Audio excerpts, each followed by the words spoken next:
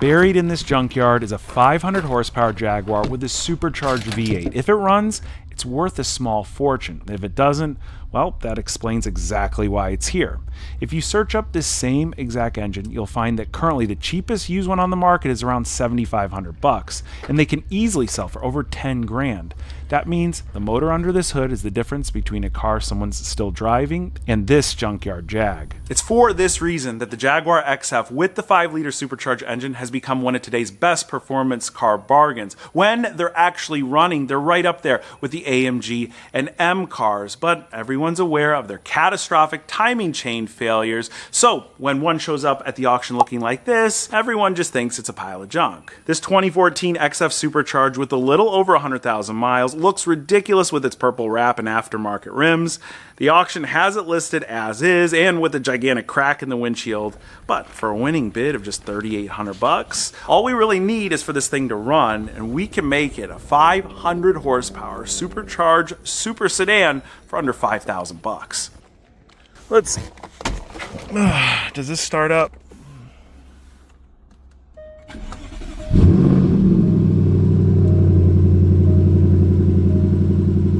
Sounds pretty darn good.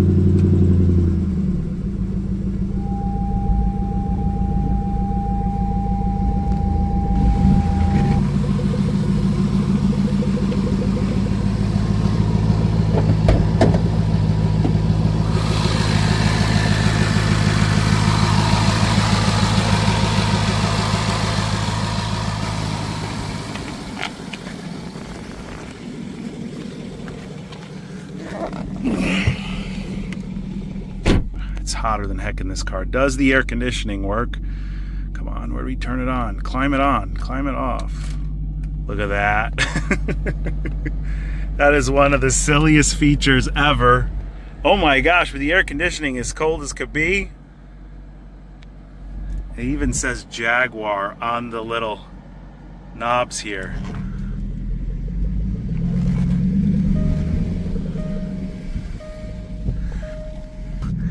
We just have whatever the suspension fault is because it's sitting way lower than it should. And this thing actually seems like it runs amazing. Well, let's try and get it home first.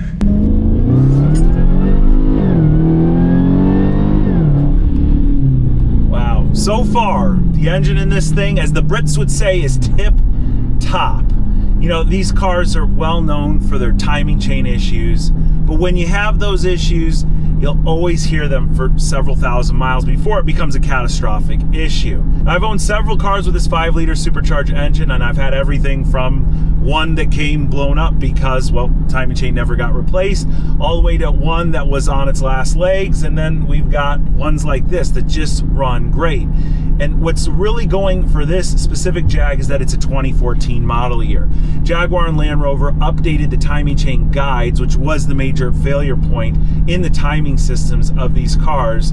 And well, when they did, it really reduced the amount of chain failure that these cars had, and it made these systems last a lot longer, made the engines a lot more reliable. I think they made the parts changes in like 2013. So some of the 2013 cars would have had the updated parts, and of course, since this is a 2014, it's got those parts, and even with over 100,000 miles, the engine is running exactly how it should. It's super smooth, it's super quiet. I'm pretty sure they modified the exhaust on it. It sounds like maybe they just cut the resonators off, because in the higher gears, it's really quiet. There's no drone whatsoever, but the second you drop it down under 7th, you can really start to hear it.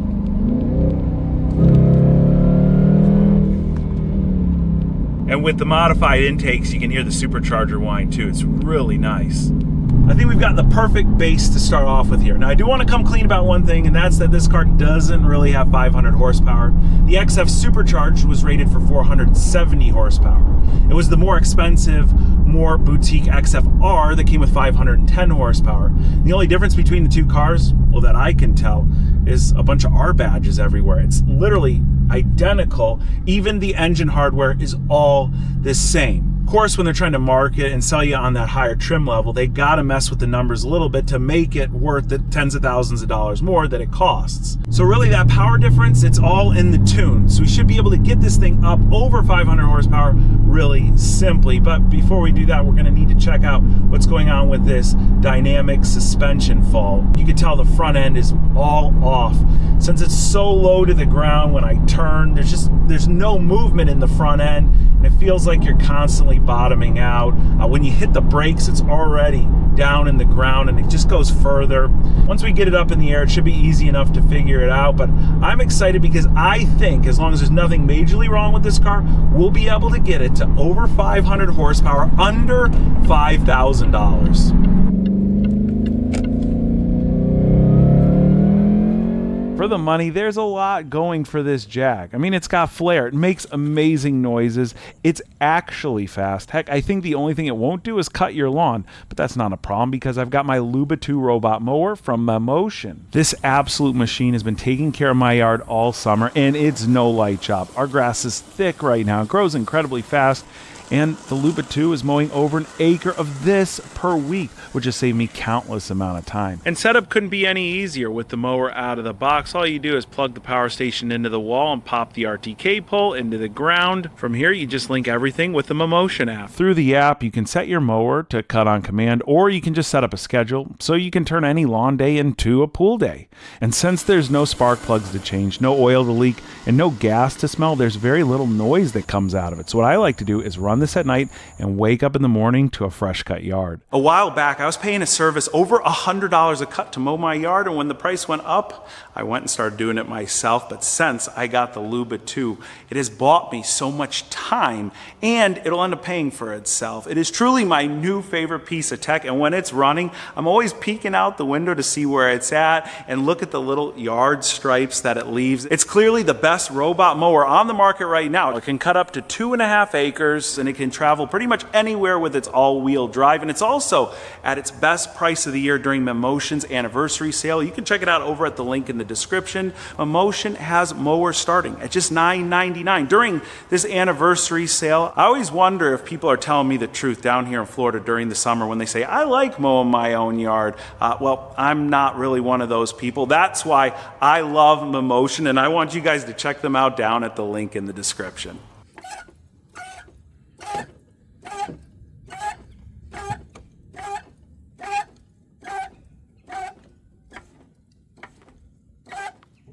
So let's see what we got going on in here. I was assuming we would find a set of cut springs to go along with all the other homemade modifications that came on this car, but that's not what this looks to be. This looks like a replaced shock absorber assembly. And the thing is, when it comes to these cars, these Jags, they don't sell assemblies like this. And if you look real close, you could see some writing that is definitely not in English there on the side of the spring itself. Since the factory shocks from this car would be electronically controlled, they're very expensive to replace. If you go online and look for even a replacement set, you won't find anything that's not OEM and that doesn't cost several $100s a corner. What these are those very generic replacement shocks you see on sites like Alibaba or on eBay. And well, the problem is that they sell them for every single Jaguar XF ever made. Throughout the years, you could get an XF with a 4-cylinder, you could get it with a 6-cylinder, and of course you could get it with the 8-cylinder and the Supercharger. We have the heaviest engine that was offered on this car. And if you stick all that weight over a set of shocks that were designed for a 4-cylinder car, well, you're going to have exactly what we've got now, and that's a car that's slammed to the ground just in the front. So all we need is a set of replacement struts, which is pretty simple for most cars. But when it came to this Jag, when I went online to look for them, I ran into a bunch of issues. First off, when you look up legit replacement electronic shocks for this car, there's only one manufacturer that makes them. They're Bilsteins. They're likely the same as a factory set, and they'll definitely get that fault code off of our dashboard. And even though they're $400 a piece, that's kind of to be expected with the premium electronic shock. but there's only a single one of these in stock in the entire US. Plus, we also need a set of factory springs to help solve our ride height issue. At this point, the only other place that might be able to order this stuff for us would be the dealer, as the actual OEM Jaguar branded parts, but that would put us way past the $5,000 budget I've set for this build, so we got to start looking elsewhere. Now, I went looking all around for used sets of these shocks, and since the XF was offered in so many different trim levels, most everything you'll find are just the standard non-electronic dampers. Through my research, I found out that on the V8 Supercharged cars, the shocks are painted green, and I found one used set of them for sale for about $300, which is what I almost went with. But I took one last look at the pick-apart yard near me, and while there are plenty of Jaguar XFs, none of these are the right trim. Now get this, I went a little bit farther out than I normally would, and I changed my lot to Largo, and it popped up with a 2012 Jag XF that just came into their inventory a few days ago. We pop open the photos and click the engine shot here. It's got the supercharged V8, so it's definitely going to have those adaptive shocks, well, as long as someone hasn't picked them yet. And then if we type in strut here, they sell a strut assembly. That's $49 for everything, but if we just get just the strut with no warranty or anything, look, they're only $34. All right. Here we go, and look, the engine is still there. And heck yeah, we've got our adaptive dampers. It's exactly what we came here for. This car looks pretty much complete still. A few things tossed around here in the engine bay. Cowl looks like someone had it off looking for something back here. That's weird. But the wheels are even intact. I didn't even want to do this. I thought about it, but if these wheels are in good condition, should we be taking these wheels too? That one looks pretty darn good. Yeah, this one is perfect too. That's just dirt right there. And these are nice tires. Look, there's still a lot of meat on them too. Those are expensive tires. Just the tires alone are worth it. Here, let's see. Oh, these are legit, man.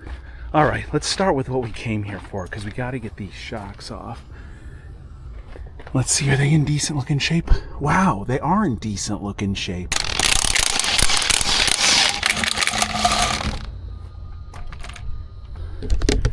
All right, let's see what we got. Look at these things. They look brand new. Oh, we lucked out big time. This is just what you call luck. I was expecting some 100-and-something thousand mile shocks. Look at these. These have been replaced before. Just looking everything over here, it should be pretty simple. We're going to unbolt it from the top. We'll drop this nut here. That might bring this out of our way a little bit. And then the one thing that almost foiled our plans, you see that down there? That's a Torx head. It's the bolt holding in the lower mount there. I know my universal kit does not have that, but by some stroke of luck, I walked by this morning and I said, let me just take this with me and this will solve our problems. It's either a T50 or a T55, that bolt. Let's see here. Oh no, it's much bigger. Geez, I hope we got it. I hope we got it, Jaguar. Don't do me like this. T55, T60, come on. Dude, am I lucky if this is a T60? Please don't be any bigger. Oh, look at that, it's a T60. That's insane. All right. All right, that's good. Come on, we need to work quicker than this.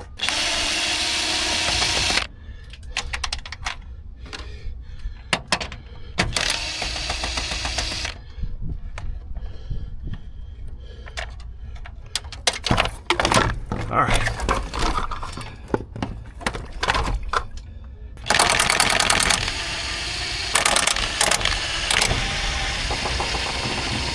It did not give us much room here.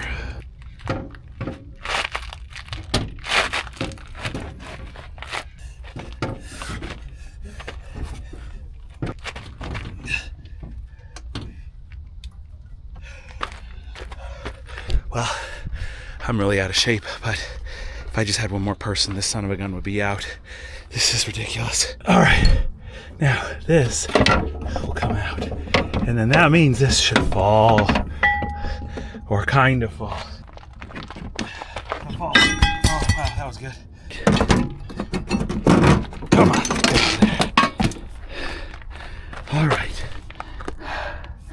That took way longer than I anticipated. But this is what we came here for. This is what we got. One shock down. You know, when you're doing suspension stuff and you do it the way I like to do it, which is very unprofessional, you tend to take out the bolts that are in front of your face first, and that creates problems like we just experienced. Now, I rarely learn from my mistakes. That's why I'm currently at a pick-apart pulling apart a Jaguar, but we're gonna work from the bottom up this time instead of the top down. When you start at the top and things start to fall, well, that creates a bunch of tension on the parts as you're trying to remove the lower parts, which makes them way more difficult to remove, and therefore ends up taking you a few hours to remove one shock. So we'll get this, followed by this. Then we're gonna move down here to this, and then we should go back up top, and I think that's the game plan. At the time, that all sounded to me like a great plan. But the truth is, I was totally delusional being out in the sun so long. I got pretty much all the necessary hardware out of the way on this side, but the shock was still jammed up. And this isn't really a hard job. I was just at the point where I couldn't think straight, but I continued to do dumb things until I forced myself to just stop and take a break. Get over here, you son of a gun! There it is. This is actually day 2, pulling just 2 shock assemblies from this Jaguar at the pick-apart yard. I got so incredibly sick in the sun yesterday. You can see there's no covering out here. Luckily, it's really overcast right now. It actually rained recently, so that's why it's all wet. I had to lay on the ground again. I got all wet, but the thing is out, and I even brought a Sawzall out here to try and cut through the lower control arm bolt, and that wouldn't do the trick finally, just the right amount of prying with a long pry bar.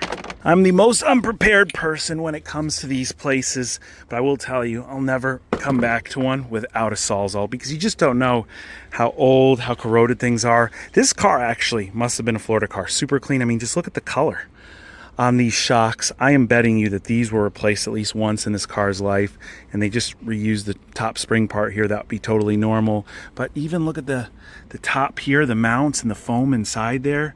This has definitely been replaced, probably done at a dealer. And if you look all around this car, from the brand name tires that were on the wheels, just to the overall condition, someone really, really liked this thing. And well, I mean, I'm guessing again from what we saw here in the interior, the engine went out on it and it showed up at a junk auction. I know I'm gonna regret not buying the wheels. Let me know what you think in the comments. Should we get them? I'm gonna go ask the guys at the front desk how much all 4 would cost me, and I'll think about it. But I think we gotta keep a tight budget, and well, we're doing good so far, being able to get these adaptive shocks for, you know, next to nothing. For 2 Jaguar adaptive shocks, we paid a total of $80. I definitely ended up passing on the wheels. The guy at the front desk told me that if there's tires mounted on them, which obviously like all the cars there have tires mounted on them, they'll also charge you for the tires themselves. The tires cost more than the wheels. So we would have been knocking on around $500 just for the set of wheels. That's crazy. They're worth maybe a few $100. But otherwise, we got what we needed. We're $80 in. That leaves us with plenty of room to get this car to the 500 horsepower goal and have a lot of fun with it. That's also figuring we don't find anything majorly broken while we're tearing this thing apart. Now that I've become an expert on the Jaguar XF's front suspension, I went and swapped in our new but used strut assemblies. Everything went very smooth, especially the first drive. The ride quality has been completely restored, as has the ride height. It is an amazing car to drive. Now, when I say amazing, for the money, I think that this drives better than the same model year Audi S6 and the BMW 550i, the 2 cars that would compare to this. And what I found with these German cars is, since they've made everything electronic, everything has become pretty numb, almost boring and soft, whereas this still has a little bit of that mechanical feeling while being very comfortable to daily drive, but not too soft. I can't stand it when you get in like an Audi S6 or even RS6 and it's so incredibly plush. There needs to be a little bit of edge to these sports sedans. This Jaguar still got it, and the fact that you can get a ton of power out of it for very little money is just another bonus. Now, speaking of the money, let me go through all the numbers really quick and tell you where we stand. We've spent $3,800 all on the winning bid of the car. Really, we paid the auction $4,100 with all fees. Of course, we spent $80 at the pick apart yard for the 2 front struts. And then that front windshield is so terrible to look out of when you're driving the car. So I've scheduled a windshield replacement. And to my surprise, installed a new windshield is going to cost us only $260. So we've got right around $500 to play with to turn the boost up on this car, get it to that 500 horsepower threshold, while making sure everything else kind of works in between. And since it's an old car, I've got some old school tricks to keep everything within budget. So let's hope nothing breaks. And in the meantime, I want you to hit that like button if you're excited for a 500 horsepower sports sedan for under $5,000. Also, make sure you're subscribed so when I come out with the next video on this Jag, you're the first to know. Guys, I want to thank each and every one of you for watching today, and I'll catch you very soon.